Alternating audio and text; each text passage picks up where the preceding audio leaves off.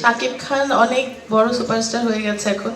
সম্প্রতি রঙ্গনা সিনেমার মহরত অনুষ্ঠানে সাংবাদিকরা শাবনূরের কাছে শাকিব খানের সাথে সিনেমা করা ও শাকিব খানের বর্তমান অবস্থা নিয়ে জানতে চাইলে শাবনূর বলেন, শাকিব খান অনেক বড় সুপারস্টার হয়ে গেছে।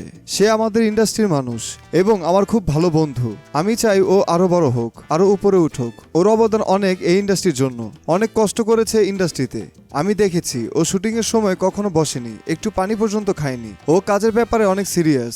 প্রথম যখন কাজে এসেছিল তখন নবীন ছিল, শটটা দিয়ে আমার দিকে তাকাতো আর জিজ্ঞেস করতো শটটা হয়েছে কি। আমি বলতাম হ্যাঁ খুব সুন্দর হয়েছে, আরেকটা দিলে ভালো হতো। শাবনূর আরো বলেন, শাকিবের গুণের শেষ নেই, অবশ্যই ভালো অভিনয় করে। প্রযোজক পরিচালকরা যদি ভালো ছবি নিয়ে শাকিবের কাছে যায় তাহলে অবশ্যই শাকিবের সঙ্গে আমার কাজ হবে। আমার দিক থেকে কোনো আপত্তি নেই।